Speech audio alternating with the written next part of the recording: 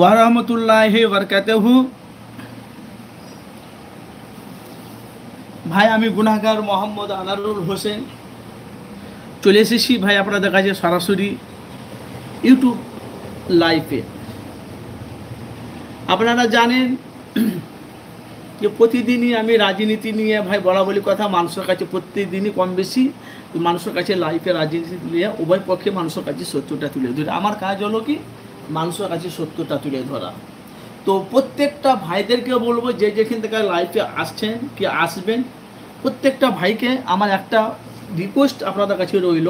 তো কিছু বার্তা আপনাদের কাছে আমি সমালোচনা করব আমি এসে সালারুন মিডিয়া ইউটিউব লাইভে।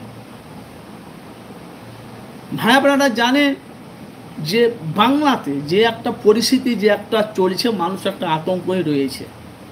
আপনারা জানেন মানুষ একটা আতঙ্কই রয়েছে। এখন বাংলার প্রত্যেকটা মানুষ খালি ভাঙন নয়, আমার বলাটা ভুল হবে, যেহেতু খালি ভাঙন নয়, এখন পশ্চিম বাংলার আনাচে কানাচে যেখানে যাবেন একটাই দলকে চাইছে, সেটা হল আইএসএফ দলটাকে।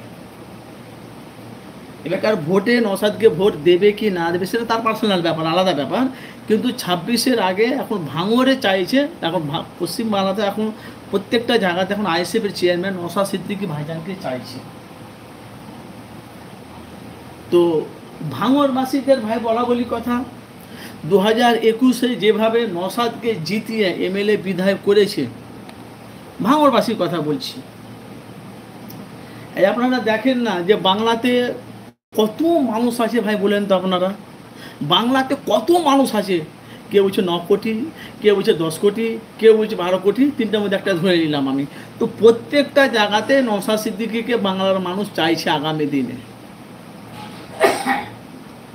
কেউ বলছে এতদিন দাদাকে ভোট দিয়েছি, এখন একটা নওশাদকে ভোট দিয়ে দেখা যাক না বাংলা কী করে। কেন দেখেন রাজনীতিতে ভাই বলা বলি কথা, আমরা জানি যে 34 বছর বামফ্রন্ট সিপিএম বাংলা রাজত্ব চালিয়েছে। সিপিএম, আমি সিপিএমের কথা বলছি, বামফ্রন্ট সিপিএম 34 বছর বাংলা রাজত্ব চালিয়েছে। তার সাথে সাথে এখন ভাই বলা বলি কথা ভাঙরের কথা বলছি আমি। ভাঙরে এখন ভাঙরবাসীরা সবাই বলছে নওশাদকে ছাড়া ভাঙরের মানুষ কাউকে ভোট দেবে না। ওদের কলিজাকে যদি কেটে পিস পিস করে দেওয়া হয় তবু তারা নওশাদকে ছাড়া কাউকে ভোট দেবে না 2026-এ। তো আপনাদের মতামত কী ভাই একটু কমেন্ট করবেন, যে যেখান থেকে আসেন, হয়তো কেউ আসেননি এখন অবধি। তো প্রত্যেকটা ভাইকে বলবো, কেন আমার কাজ হলো ভাই উভয় পক্ষে মানুষের কাছে সত্যটা তুলে ধরা। কেউ বলছে তৃণমূলের তরুণ প্রার্থী কাসেম সিদ্দিকী হবে, কেউ আবার তৃণমূলের অন্যজনা প্রার্থী হবে, কেন নওশাদের বিরুদ্ধে। তবে একটা কথা আমি আপনাদের কাছে বলতে চাই, আমি এফএস আনারুল মিডিয়া, জানি না আপনারা কে কোথা থেকে আসছেন কি শুনবেন। তো নওশাদকে ভাই বিরোধী দল এত ভয় পাচ্ছে কেন, কারণটা কি? নওশাদকে বিরোধী দল ভয় পাচ্ছে কেন, কারণটা কি?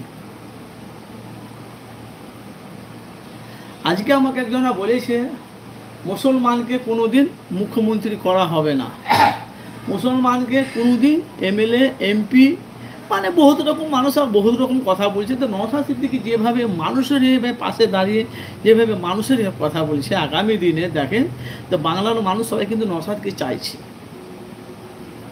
কালকে ভাই লাইভ এসেছিলাম, তো অনেক ভাই প্রশ্ন আপনাদের কাছে তুলে ধরার জন্য আমি রেডি আছি। কিন্তু ভাই আপনারা জানেন দুঃখ যেহেতু যেভাবে এখন বাংলাতে ভাই মানুষ এখন আতঙ্কায় রয়েছে, আতঙ্কায় বুঝেন, মানুষ এখন আতঙ্কায় রয়েছে এসআই নিয়ে।